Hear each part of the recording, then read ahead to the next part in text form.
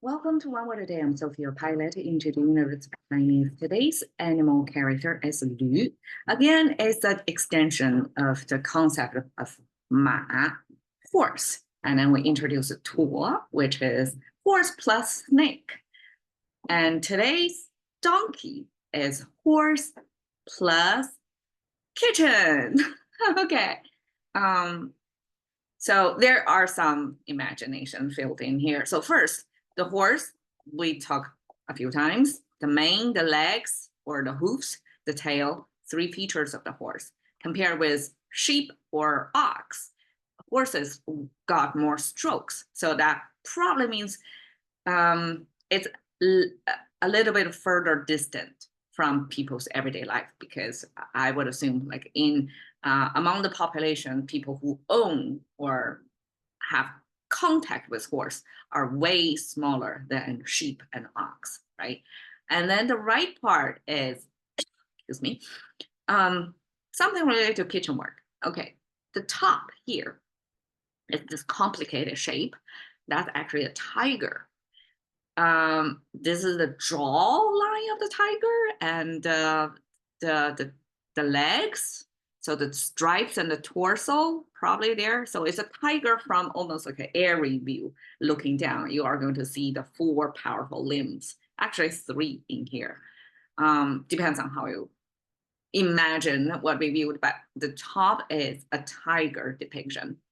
And then the middle is coming from, and coming from came from this farm field image, which is a box. You quartered it, it's our farm field. And then you have an extension from the middle lane of that, as if it's something come from that farm field.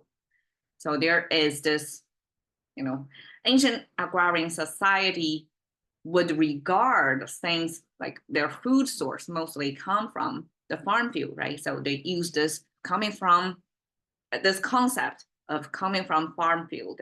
It's a reasonable logic for them because the livelihood come from the farm field.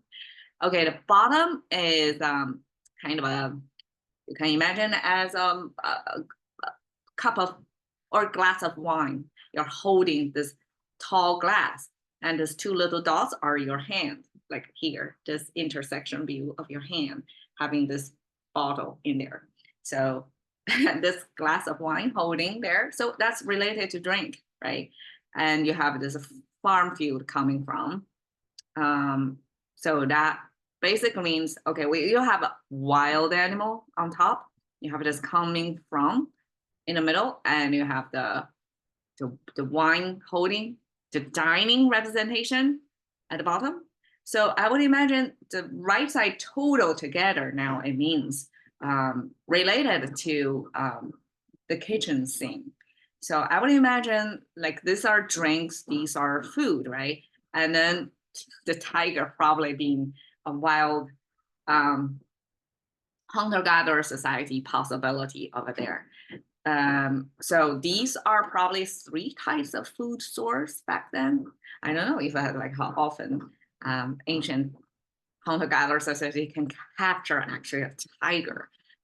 Definitely folklore actually made into a classical literature is somebody who hit or feast tiger down, kill a tiger by feasts. So according to that fictional story, tigers were just one-on-one defeatable. But imagine a hunter, like a group of hunters, probably. So tiger represent wild meat from the hunting.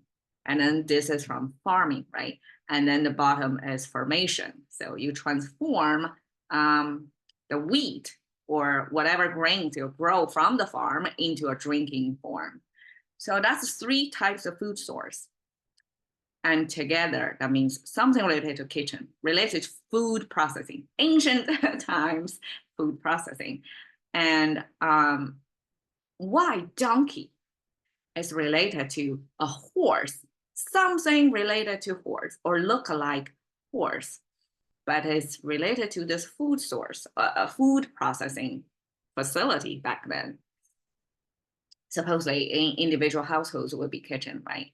My theory is donkey was used heavily as a domestic animal that turn or grind the wheat. So they are part of the muscle force for food processing to grind down the wheat into a flour form. So they were kind of blinded and keep turning around that thing. Right? I don't even know what that thing is called. But you get it. The positioning of donkey in relative to human lives is that it's related to food processing and looks like horse.